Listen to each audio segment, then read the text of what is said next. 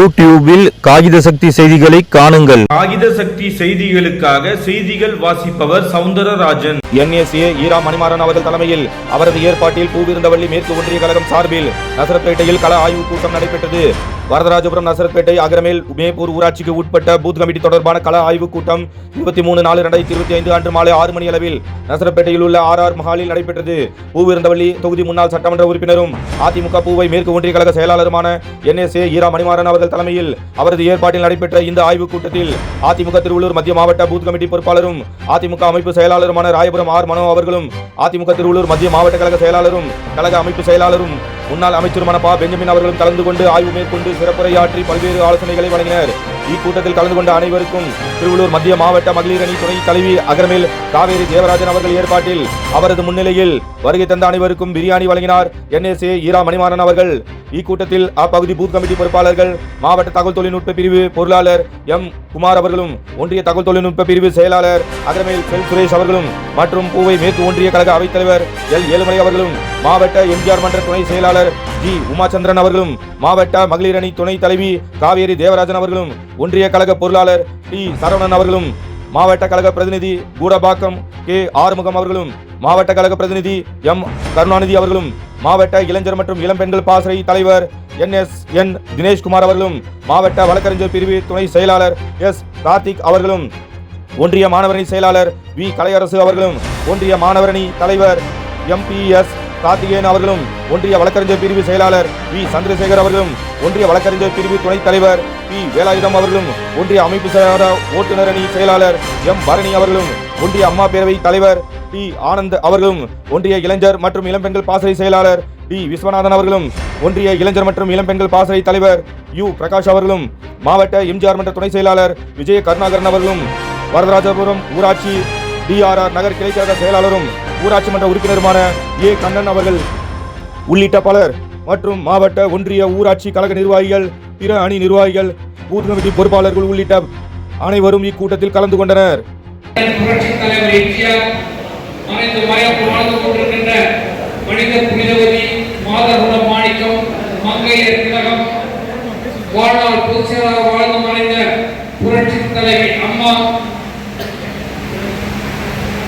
நேற்றைய முன்னாள் முதலமைச்சர், இன்றைய பிரதான எதிர்கட்சி தலைவர், நாளைய வருங்கால முதலமைச்சராக வரவிருக்கும் நம்முடைய புரட்சி தமிழர் எடப்பாடியுடைய கருத்தை வலுப்படுத்துகிற வகையில் வரை தந்து சிறப்பித்துக் கொண்டிருக்கின்ற அத்தனை பூத் கமிட்டி நிர்வாகிகளை வரை தந்து சிறப்பித்துக் கொண்டிருக்கின்ற இந்த மாவட்டத்தை கண்ணை இமை காப்பது போல் காத்து வருகின்ற மாவட்ட கழக செயலாளரும் கழக அமைப்பு செயலாளரும் முன்னாள் அமைச்சரும் வருங்கால அமைச்சருமான மதிப்பிற்கும் மரியாதைக்குரிய அருமையான ப பெஞ்சமின் அவர்களே வரை தந்து சிறப்பித்துக் கொண்டிருக்கின்ற சிறப்புரை ஆற்றிருக்கின்ற நம்முடைய புரட்சி தமிழருடைய திருக்கரத்திலே சோழார் என்ற போர்வாளாக திகழ்ந்து கொண்டிருக்கின்ற அருமையான கழகத்துடைய அமைப்பு செயலாளர் ராயபுரம் R மனோ அவர்களே வருகை தந்து சிறப்பித்துக் கொண்டிருக்கின்ற தகவல் தொழில்நுட்ப பொறுப்பாளர்கள் அன்பு தம்பி M குமார் அவர்களே பேச்செல்லாம் வாங்கி அத்தனையும் தாங்கி கழக பணியாற்றிக் கொண்டிருக்கின்ற அன்பு தம்பி செல் சுரேஷ் அவர்களே வருகை தந்து சிறப்பித்துக் கொண்டிருக்கின்ற அருமையான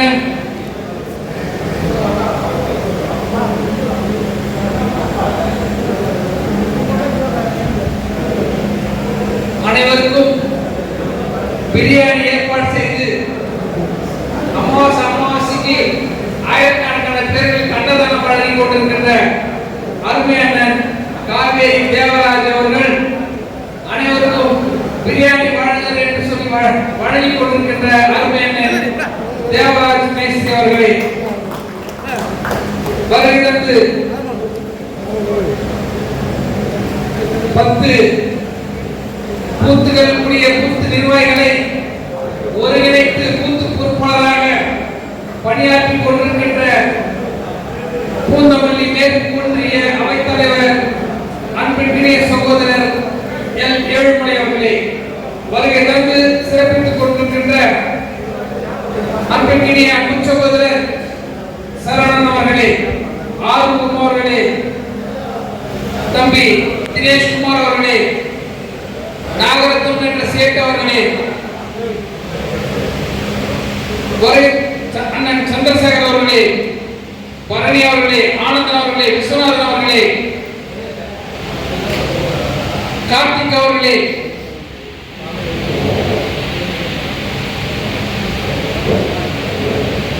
விஜயகுமார் அவர்களே, சிவபிரகாசம் அவர்களே, செல்வம் அவர்களே, வெங்கடேசன் அவர்களே, ஜெயக்குமார் அவர்களே, நாகரத்னம் அவர்களே, கருணாகரன் அவர்களே, ஜெய்சங்கர் அவர்களே, அகர்மேல் பாக்கியராஜ் அவர்களே, பாபு அவர்களே, சீனிவாசன் அவர்களே, சம்பத் அவர்களே, மணிகண்டன் அவர்களே, சுகன் அவர்களே, லோகேஷ் அவர்களே, கண்ணன் அவர்களே, விஜய் அவர்களே, கேசவன் அவர்களே, கார்த்திக் அவர்களே, சீமான் அவர்களே, அனைத்து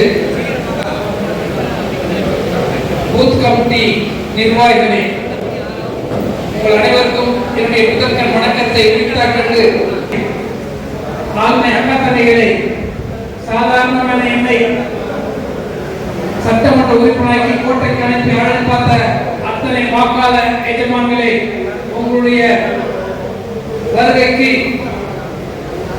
நன்றி கூறி ஒரு காலத்தில் அனைவரும் நான் எல்லாம் வயசாகி போச்சு, அடுத்து நீங்க தான் இந்த இளைவர் நாளைய தலைவர்களாக வரப்போகிறேன்.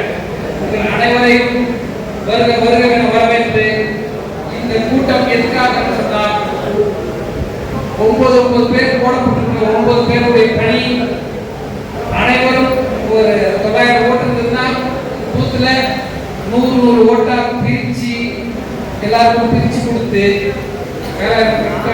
குறைச்சிடும். 9 பேரா பிரிச்சு 100 பேரா பிரிச்சு 9 பேர் பிரிச்சு கொடுத்து அவங்கள ஓட்டு கேட்டு இந்த நிலை இன்றைக்கு நடக்கிற சட்ட ஒழுங்கு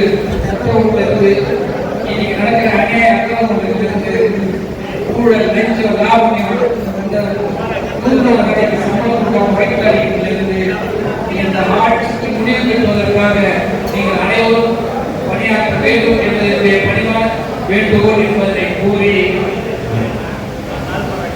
உங்களுக்கு எல்லாம் நல்ல எதிர்காலத்தை அண்ணன் அவர்கள் அமைச்சரான பிறகு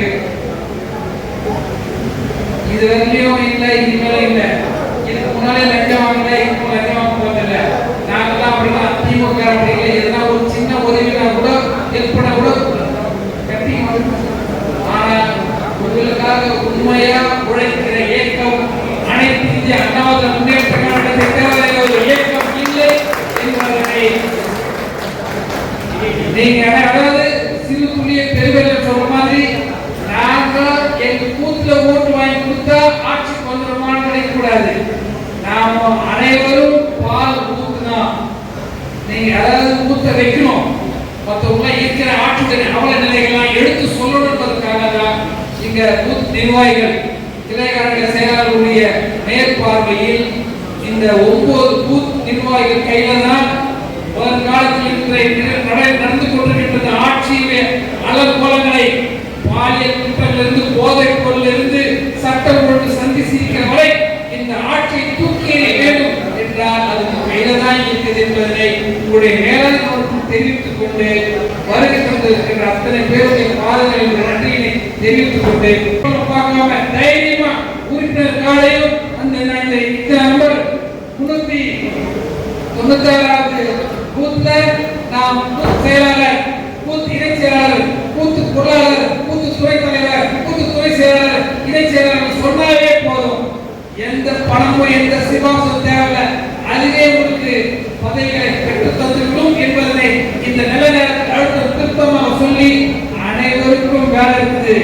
இருக்கிறதெல்லாம் வேலையை விட்டுட்டு சீக்கிரம் வந்து சீக்கிரம் முடிச்சுக்கலாம். 5 மணிக்கு வர சொல்லுவோம், 5 மணிக்கு வரல அண்ணன் அவர்கள் பேசுகிற காரணத்தினால் எல்லாரும் ஏற்பட்டாங்க, எல்லாரும் போட்டு எல்லாரும் எல்லாம் படுத்து எல்லாம் கட்சி வேலை இது. ஏன்னா இந்த ஆட்சியை ஒழிக்கணும், ஆட்சி ஒழிப்பதற்கு அதனுடைய பங்கு இருக்க வேண்டும் என்பதற்காக தான் உங்களை எல்லா அக்கா தங்கச்சியும் வாங்க, சீக்கிரமா வாங்க. உங்களை யாரையும் பசி அனுப்புற எண்ணமும் எங்களுக்கு இல்லை.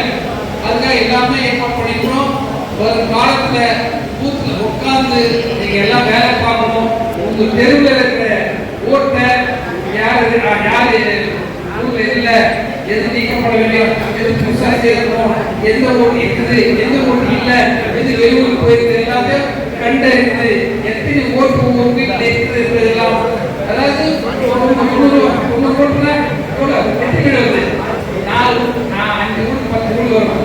இந்த 10 வீட்டை ஒவ்வொருத்தரா எங்க அக்கா தங்கச்சிங்க நான் கெட்ட போய் பார்த்து கரெக்ட் பண்ணிடலாமே, நாம் வெற்றி பெற்று விடுவோம்.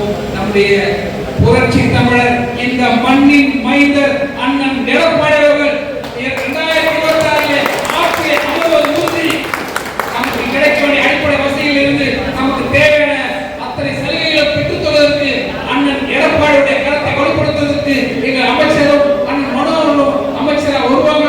அவங்கள உங்களுக்காக இலவச சர்வீஸ், ஃப்ரீ சர்வீஸ் செய்வதற்கு நாங்கள் தயாராக இருக்கிறோம். எங்களை பயன்படுத்தி பயனடைய வேண்டும் என்று பணிவோடு தெரிவித்துக் கொண்டு வாய்ப்பு நன்றி கூறி விடைபெறுகிறேன். நன்றி, வணக்கம். மேரி கௌதம் வணக்கம்.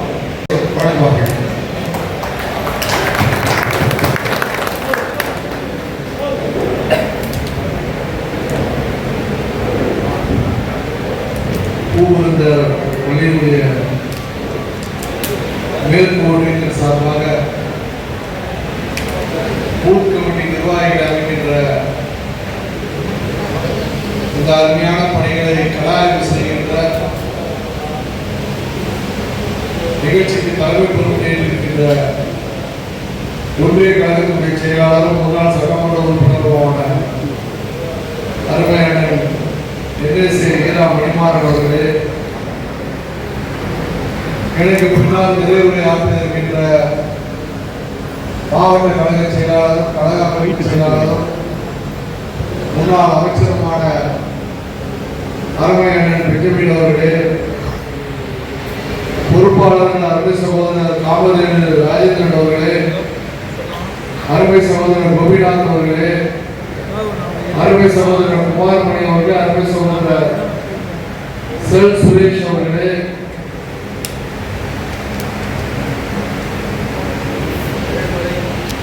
அருமை சகோதரர் ஏழுமலை அவர்களே, உமாச்சந்திரன் அவர்களே, காவேரி தியாகராஜ் அவர்களே, சரவணன் அவர்களே, மோகன் அவர்களே, கழக செயல் வீரர்களே, வீராங்கனைகளே, டாக்டர் புவனேஷ் அவர்களே,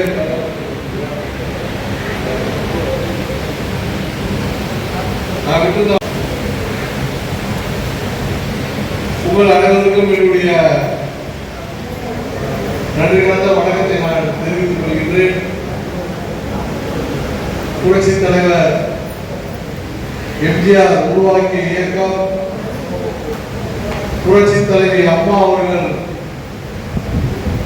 பாதுகாத்து வளர்த்த இயக்கம்,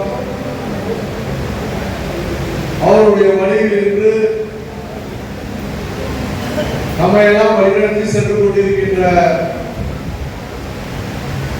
கழக பொதுச் செயலாளரும் முன்னாள் முதலமைச்சரும் இந்நாள் சட்டமன்றத்தினுடைய எதிர்கட்சி தலைவரும் நாளைய உங்களுடைய கடுமையான உழைப்பின் மூலமாக வருகின்ற 2026 சட்டமன்ற தேர்தலிலே ஒரு மிகப்பெரிய வெற்றியை பெற்று மீண்டும் தமிழகத்தினுடைய முதலமைச்சராக அமர்ந்து புரட்சி தலைவர் எம்ஜிஆர், புரட்சி தலைவி அம்மாவுடைய நல்லாட்சியை வழங்க இருக்கின்ற புரட்சி தமிழர் அண்ணன் எடப்பாடியாருடைய ஆணைக்கு இணங்க நாம் இந்த நிகழ்ச்சியை நாம் நடத்தி கொண்டிருக்கின்றோம். இதை கூட பாத்தீங்கன்னா இந்தியாவுடைய ஒரு பிரபலமான ஒரு பத்திரிகை ஒரு கருத்து கணிப்பு வெளியிட்டிருக்காங்க. அதுல பாத்தீங்கன்னா ஆட்சியை நிச்சயம் பிடிக்க போவது 2026 அனைத்து இந்திய அண்ணா திராவிட முன்னேற்ற கழகம் என்று அதை ஆணித்தரமாக சொல்லியிருக்கிறார்கள். இந்த விடிய அரசு இன்று சூழலுக்கு பார்த்தீங்கன்னு சொன்னால் ஒரு 77 சீட்டு வரும். ஆனால் இதே மக்கள் விரோத போக்கிலே ஆளுகின்ற விடிய அரசு கடைபிடித்தால் வெறும் 15 சீட்டு தான் வெற்றி பெறும் என்று இந்தியாவுடைய கருத்து கணிப்பு சொல்லப்பட்டிருக்கிறது. அதை அவங்க சொல்லி இருக்கின்ற காரணம், நான் சொல்வதற்கு காரணம், அதை அவங்க எதை குறிப்பிட்டாங்க பாத்தீங்கன்னா, அதிமுக என்பது யானை பலம் வாய்ந்த ஒரு கட்சி. தமிழகத்திலே பார்த்தீர்கள் சொன்னால் கிட்டத்தட்ட 63,000 பூத் கமிட்டி இருக்கின்றன. பூத்துக்கு குறைந்தபட்சம் 10 உண்மையான கடுமையான வேலை செய்யக்கூடிய தொண்டர்கள் இருக்கின்ற இயக்கம் என்று சொன்னால் அது அனைத்து இந்திய அண்ணா திராவிட முன்னேற்ற கழகம் என்று அந்த இந்தியா டுடேவுடைய பத்திரிகையில் குறிப்பிடப்பட்டிருக்கின்றது.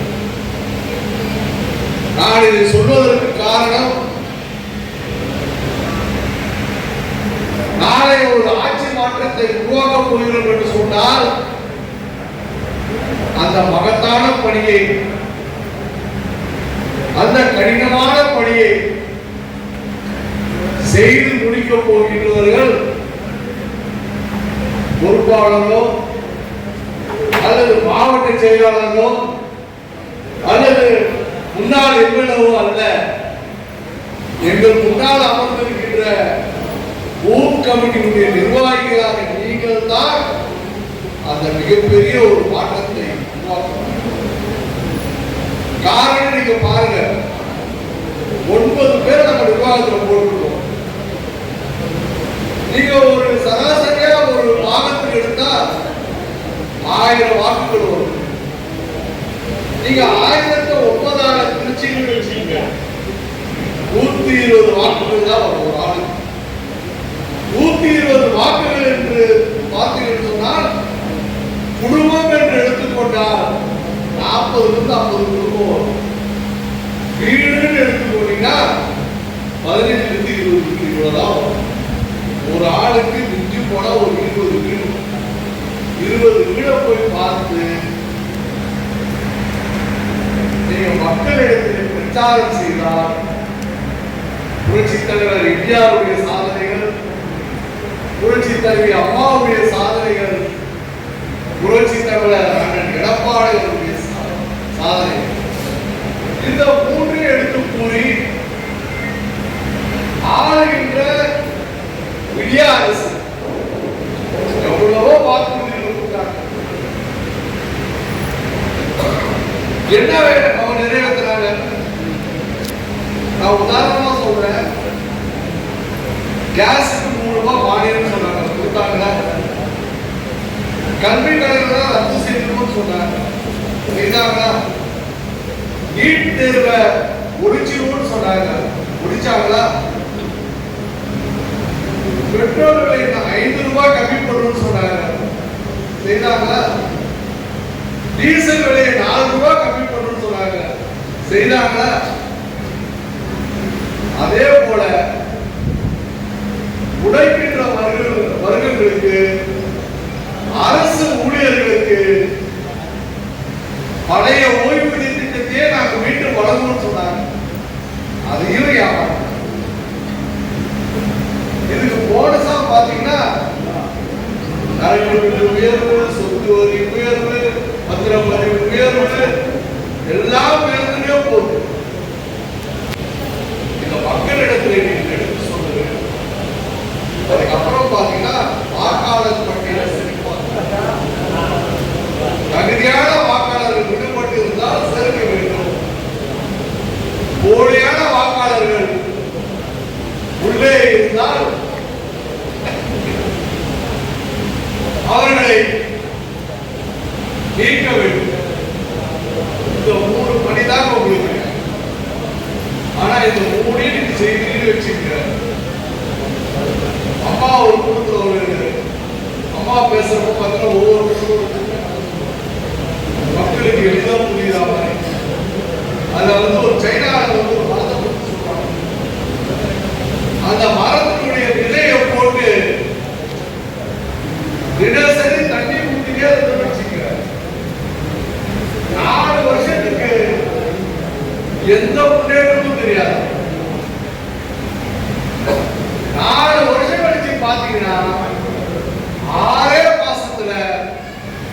கிட்டத்தட்ட 100 அடிக்கு மேல வளர்ந்துருக்கும். இந்த 4 வருஷம் தண்ணி ஊற்றி பாதுகாத்துங்க. அதுக்கு என்னன்னு பார்த்தீங்கன்னா அது பூமிக்குள்ள தன்னை ஸ்ட்ராங் பண்ணுது. இதைதான் நான் எடப்பாடியார் அவர்கள் உணர்ந்து இந்த பூத் கமிட்டியை முறையாக நீங்கள் உருவாக்குங்கள். மாவட்ட செயலாளர் பண்ணி கொடுத்தாங்க. ஏற்கனவே 3 மாசம் அவர்கள் எல்லாரும் விரட்டி வேலை வாங்கிட்டு இருக்காரு. அவருக்கு துணையாக ஒரு பொறுப்பாளரை எண்ணியும் நியமித்து இங்கே கள ஆய்வு செய்கின்ற பணி. காரணம் இதனுடைய முக்கியத்துவத்தை புரட்சி தமிழர் அண்ணன் எடப்பாடியார் அவர்கள் உணர்ந்திருக்கிறார். நான் உங்களை எல்லாம் பணிவன்போடு கேட்டுக்கொள்வேன். இன்னும் 10 மாதங்கள் தான். புரட்சி தலைவருடைய கனவு திமுக கருணாநிதி வகையாளர்களை வேறறுக்க வேண்டும். அவர் இருக்கின்ற வரை 3 தேர்தலில் மிகப்பெரிய வெற்றியை கண்டார். அதன் பிறகு புரட்சி தலைவி அம்மா அவர்கள் கருணாநிதியை ஓட விரட்டினார். இன்று புரட்சி தமிழர் வந்திருக்கிறார். இந்த கழகத்தை கண்ணை இமை காப்பது போல எவ்வளவோ போராட்டங்கள். தலைவர் மறைவுக்கு பிறகு அம்மாவுக்கு கூட பாத்தீங்கன்னா ஒரு வருஷம் தான் போராட்டம் நினைக்கிறேன். ஆனா முதலமைச்சர் பதவிக்கு ஏற்பதிலிருந்து பாத்தீங்கன்னா இன்று வரை கிட்டத்தட்ட ஒரு 8.5 ஆண்டு காலம் சவால்களை சந்தித்து அந்த சவால்களை நகர்த்தெறிகின்ற வல்லமை படைத்தவராக இன்று புரட்சி தமிழர் அண்ணன் எடப்பாடியார் அவர்கள் அவருடைய களத்தை நாம் பலப்படுத்த வேண்டும். அம்மா அவர்கள் சட்டமன்றத்திலே சூடுரைத்தார்கள். இன்னும் எத்தனை நூற்றாண்டுகள் வந்தாலும் அனைத்து இந்திய அண்ணா திராவிட முன்னேற்ற கழகம் தமிழக மக்களுக்காக இயங்கிக் கொண்டிருக்கும் என்று அம்மா அவர்கள் சொல்லியிருக்கிறார்கள். அம்மாவுடைய எண்ணத்தை நினைவாக்க வேண்டும் என்பதுதான் புரட்சி தமிழர் அண்ணன் எடப்பாடியார். அதனுடைய ஒரு முயற்சி தான் இந்த பூத் கமிட்டி நிர்வாகத்தை அமைக்கின்ற பணி. தயவு செய்து இன்னும் 10 மாதம் கடுமையாக உழைங்கள். எங்களுக்கும் நல்ல எதிர்காலம் இருக்கின்றது, உங்களுக்கும் நல்ல எதிர்காலம் இருக்கின்றது. நிச்சயம் 2026 அண்ணன் எடப்பாடியாருடைய தலைமையிலே புரட்சி தலைவர் எம்ஜிஆருடைய ஆட்சி, புரட்சி தலைவர் அம்மாவுடைய ஆட்சி நிச்சயம் தமிழகத்திலே வளர்ந்தே தீரும் என்று சொல்லி இந்த அருமையான வாய்ப்புக்கு நன்றி கூறி அமர்கின்றேன். நன்றி, வணக்கம். அம்மா தெய்வத்தை வணங்கி இன்றைக்கு நமது கழகத்தை வழிநடத்திக் கொண்டிருக்கூடிய கழக பொதுச் செயலாளர், தமிழகத்துடைய முன்னாள் முதலமைச்சர், இன்றைய சட்டமன்றத்துடைய எதிர்க்கட்சித் தலைவர், நாளை தமிழகத்துடைய முதல்வர், என்றும் மக்களின் முதல்வர் மாண்புமிகு அண்ணன் எடப்பாடியுடைய ஆணையின்படி இன்றைக்கு நமது பூந்தொழிலை மேற்கொண்டிருக்கிறேன். பூத்தொழிலை அமைக்கின்ற பணியை ஆய்வு செய்து உங்களுக்கெல்லாம் நல்ல கருத்துக்களையும் ஆலோசனையும் சொல்லக்கூடிய நல்ல நிகழ்ச்சியை ஏற்பாடு செய்து நடத்தி கொண்டிருக்கக்கூடிய இந்த ஒன்றியத்தினுடைய செயலர், முன்னாள் சட்டப்பேரவை உறுப்பினர் தலைமையர் என்ன செய்யலாம் அனிவாரம் உள்ள எனக்கு முன்பாக நல்லதொரு கருத்துக்களை வழங்கி அமர்ந்திருக்கக்கூடிய கழகத்துடைய அமைப்பு செயலாளர், நமது மாவட்டத்துடைய பொறுப்பாளர், மரியாதைக்குரிய அருமையர் ராயபுரம் மனோகரன் அவர்களே, இந்த நல்ல நிகழ்வினை ஒன்றிய செயலாளரோடு இணைந்து ஏற்பாடு செய்து நடத்தி கொண்டிருக்கக்கூடிய மரியாதைக்குரிய ஏழுமலை அவர்களே, உமாச்சந்திரனுடைய, தேவராஜனுடைய, சரணவர்களே, ஆர்வர்களுடைய, டாக்டர் புவனேஸ்வருடைய, விஜய் கருணா அவர்களே, சேட்டர்களே, நாகரத்னம் அவர்களே, தம்பி ஐடிவி குமார் அவர்களே, சுரேஷ் அவர்களே, நல்ல நிகழ்வுகளை பங்கு கொண்டிருக்கக்கூடிய விஜயகுமார் அவர்களே, ஆனந்த் அவர்களே, சிவபிரகாஷ் அவர்களே, லட்சுமணன் அவர்கள், வெங்கடேஷ் அவர்கள், ஜெயக் அவர்கள், நாகரத்னம் அவர்கள், கருணாகரன் அவர்கள், ஜெய்சங்கர் அவர்கள், பாக்கியராஜ் அவர்கள், பாபு அவர்கள், ஸ்ரீனிவாஸ் அவர்கள், சம்பத் அவர்கள், மணிகண்டன் அவர்கள், சுமன் அவர்கள், லோகேஷ் அவர்கள், கண்ணன் அவர்கள், விஜயன் அவர்கள், கேசவன் அவர்கள், கார்த்திக் அவர்கள், சீமான் அவர்கள் மற்றும் இந்த நல்ல நிகழ்ச்சியில் பங்கு கொள்ளக்கூடிய கழகத்தில் பல்வேறு பொறுப்புகளை வகித்துக் கொள்ளக்கூடிய கழகத்தின் அத்தனை பொறுப்பாளர்கள், புதிதாக இந்த பூத் கமிட்டியில நிர்வாகிகள் தேர்வு செய்யப்படக்கூடிய அத்துணை நிர்வாகிகள் இருந்த முதற்கு வழக்கத்தை நான் அன்போடு தெரிவித்துக் கொள்கிறேன். இன்றைக்கு இந்த பூத் கமிட்டி அப்படின்னு சொன்னா இன்னைக்கு ஒவ்வொரு பூத்துலையும் ஒவ்வொரு வாக்குச்சாவடியும் அந்த பூத்துல இருக்கக்கூடிய ஒட்டுமொத்தமான ஓட்டு, அந்த ஒட்டுமொத்தமான ஓட்டுகளை கண்காணிக்கக்கூடிய ஒரு அமைப்பாக இன்றைக்கு அந்த பூத் கமிட்டி அமைக்கின்ற பணியை இன்னைக்கு கழக பொதுச் செயலாளர் மாண்புமிகு எடப்பாடி அவர்கள் உத்தரவிட்டு அதன் அடிப்படையில் இன்றைக்கு இருக்கக்கூடிய ஒவ்வொரு ஊராட்சி பகுதிகள், பேரூராட்சி பகுதிகள், நகராட்சி பகுதிகள், மாநகராட்சி மட்டங்களில் எல்லாம் இந்த பணியை நாம் செய்து வருகிறோம். இது கூட ஒரு 3 ஊராட்சிகள் 4 ஊராட்சிகள் சம்பந்தப்பட்ட பூத் கமிட்டியில இருக்கீங்க. நசரத்பேட்டை, அகரமேல், அதே போன்று மேற்பூர், வரதராஜபுரம். பூத் கமிட்டியில நிர்வாகிகள் 9 பேர், ஒரு தலைவர், 2 துணைத் தலைவர்கள், ஒரு ஆண் ஒரு பெண், ஒரு செயலாளர், 2 இணை செயலாளர், ஒரு ஆண் பெண், ஒரு 2 துணை சேர்ந்த ஒரு ஆண் பெண், ஒரு பொருளாளர். 9 நிர்வாகிகள் 6 பேர் ஆண்களும் 3 பேர்கள் பெண்களும் இந்த பூத் கமிட்டியில நிர்வாகிகள் நியமிக்கப்பட்டிருக்கிறீர்கள். ஆக ஒரு 9 நிர்வாகிகளுக்கு எங்களுக்கு இந்த வேலை தலைவராக போட்டிருக்காங்க, எனக்கு செயலாளராக போட்டிருக்காங்க, எனக்கு பொருளாளராக போட்டிருக்காங்க, எனக்கு துணை செயலாளராக போட்டிருக்காங்க, எனக்கு துணை செயலாளராக போட்டிருக்காங்க, எனக்கு இணை செயலாளராக போட்டிருக்காங்கன்னு சொன்னா என்ன பணின்னு சொன்னா வாக்காளர் பட்டியல் உங்களுக்கு சம்பந்தப்பட்ட நீங்கள் வசிக்கக்கூடிய அந்த பகுதியில் இருக்கக்கூடிய அந்த பூத்துல இருக்கக்கூடிய ஒட்டுமொத்த ஓட்டுகளை 9 நிர்வாகிகளும் சராசரியாக பிரித்துக் கொள்ள வேண்டும்.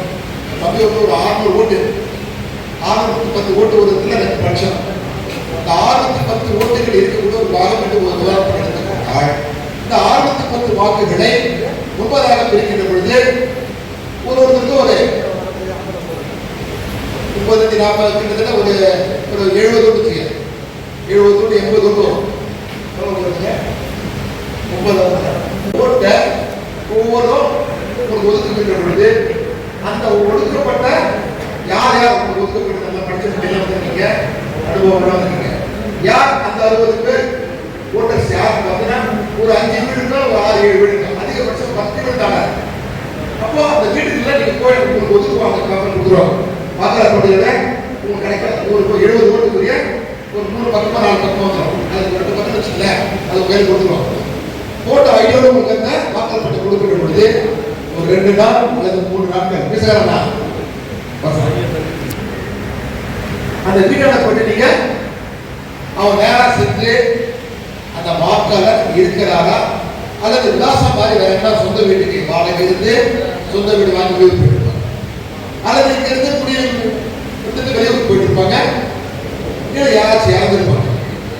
அந்த வாக்காளர் உங்களுக்கு ஒதுக்கப்பட்ட வாக்காளர் அந்த விலாசத்தில் வசிக்கிறாரா என்பதை உறுதி செய்யும். ரொம்ப நாள் 2 நாள் 3 நாள் பணி முடிச்சிடலாம். இது முதற்கட்ட பணி.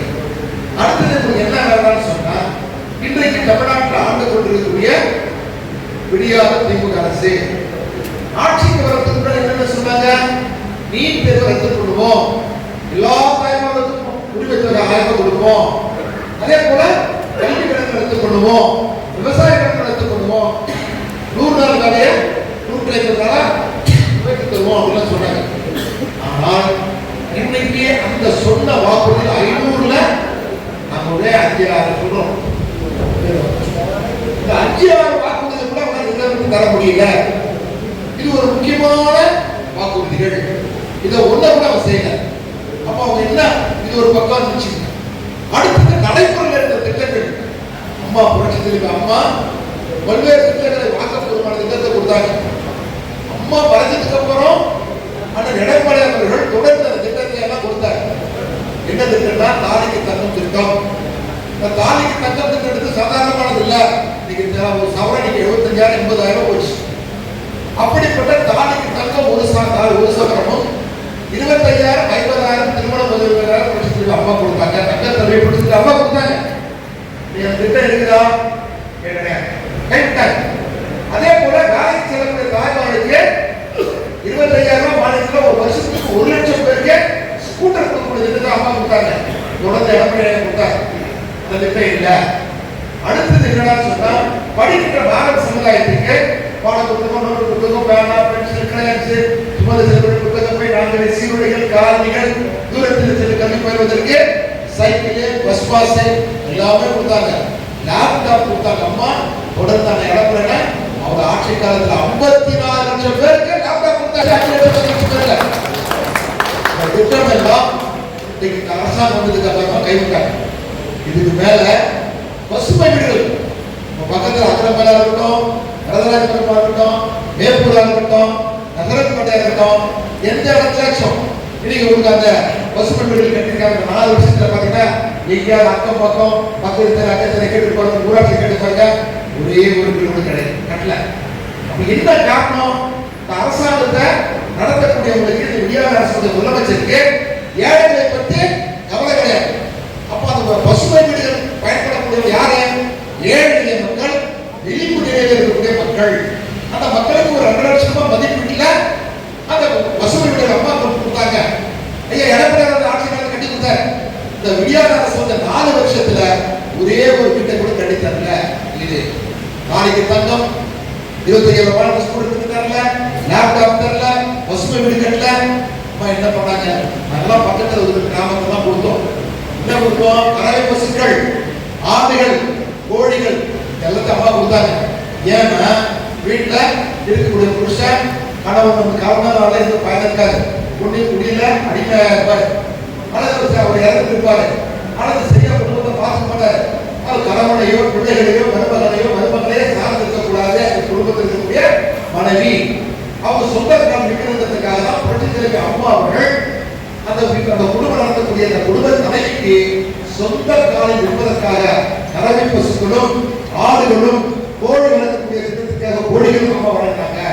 ஆனால் இன்றைக்கு இந்த ஆட்சியாளர்கள் கறவை பசு கொடுக்கல, ஆடுகள் தரல, அதே போல கோழி வளர்க்கறதுக்கு கோழி வளர்ப்பு தரல. இது இப்படிப்பட்ட ஒரு சூழல். இது ஒரு இடம் அடைபடுத்த திட்டங்கள் நிறுத்தினாங்க.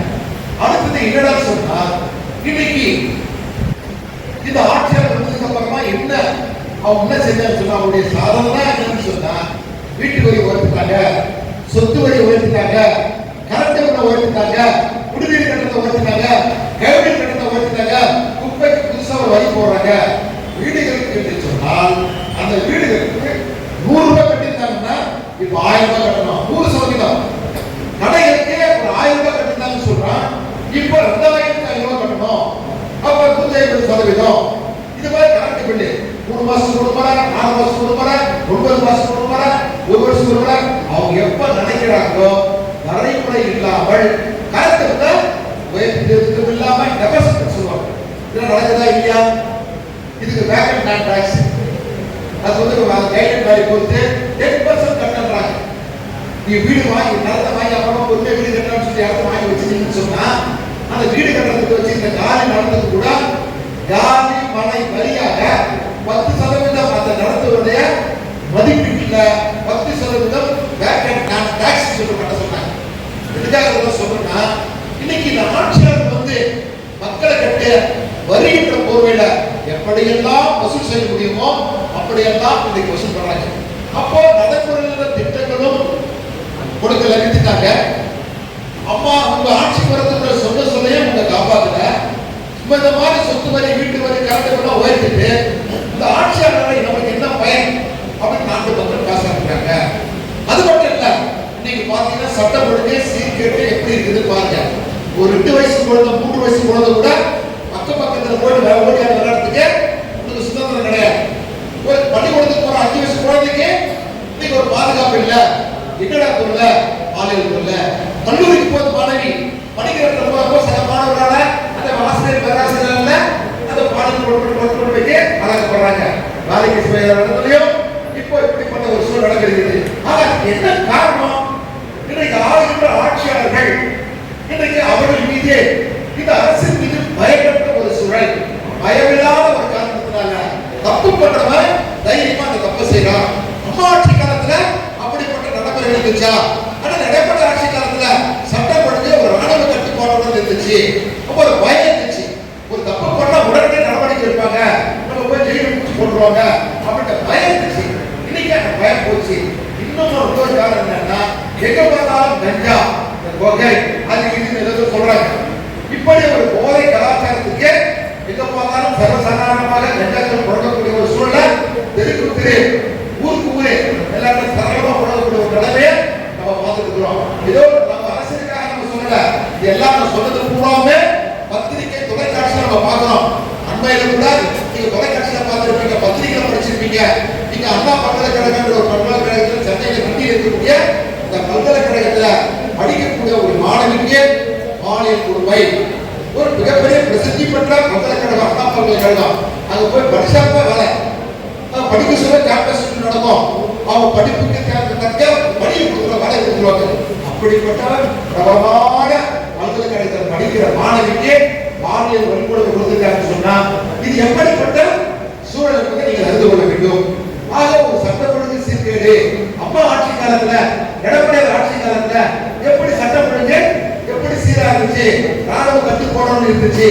இன்றைக்கு ஆட்சியாளர்கள், இந்த ஆட்சியாளர்கள் மீது மக்களுக்கு பயம் இல்லை, துணிகரமாக எந்த தப்பு செய்யறாங்க.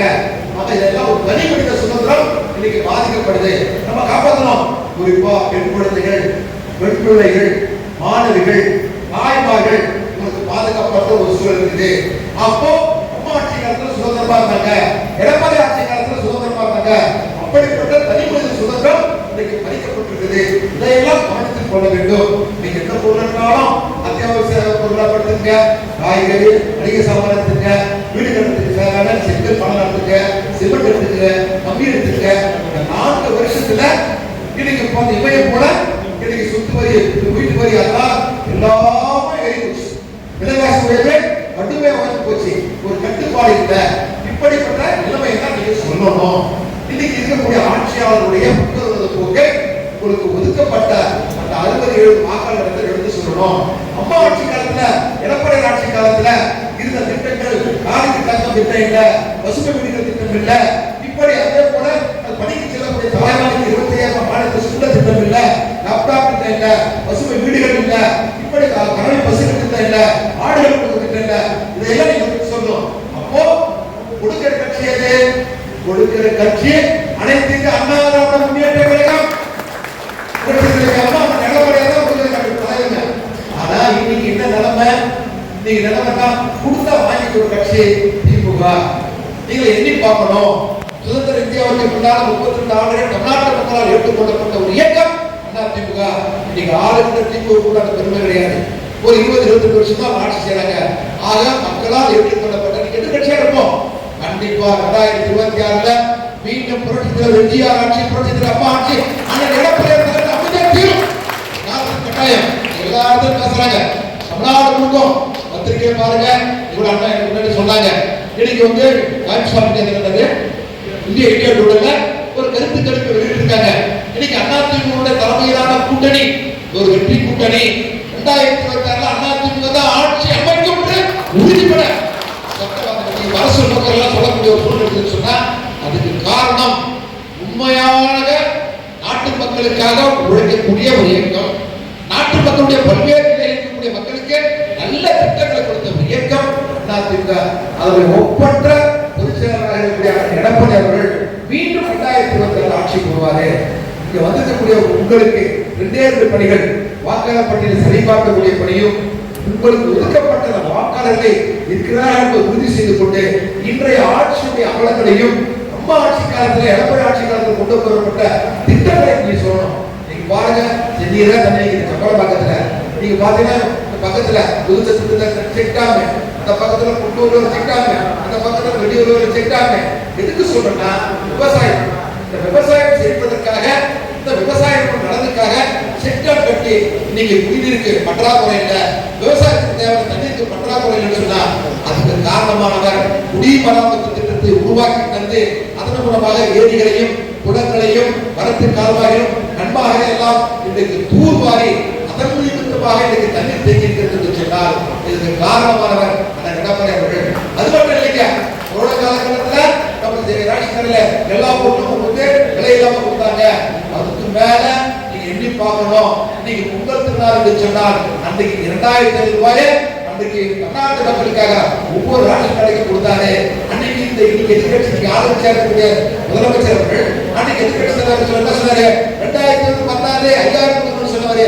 நீங்க ஆட்சியில் வந்திருக்காரு 4 வருஷத்துல எப்பயாச்சும் ஒரு 1000 ரூபாய் கொடுத்துருப்பாரா? அப்ப கொடுக்குற கட்சி எது? அதிமுக தான் கொடுக்கும். இவங்க கொடுக்க மாட்டாங்க, கொடுக்கறதுக்கு மனசு இருக்காது. ஆனா இதெல்லாம் நீங்க எண்ணி பார்க்கணும். ஒரு 2500 ரூபாய் ஒரு 1000 ரூபாய் கொடுத்துருக்கலாம். பொங்கல் திருநாளுக்கு கொடுக்கல. அது மட்டும் இல்லைங்க. இப்ப திருவள்ளூர் போய் பாருங்க. ஒரு காலம் நம்ம போய் ஏதாச்சும் மருத்துவம் பார்க்கணும்னா நீங்க இப்ப கேஎம்சி ஹாஸ்பிட்டல் போவோம், ஜிஹெச் ஹாஸ்பிட்டல் போவோம் சென்னைக்கு.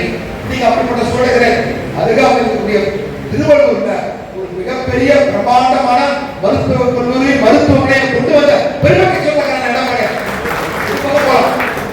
எது பக்கமோ நம்ம பக்கமா இருக்கக்கூடிய திருவள்ளூர் போகலாம்.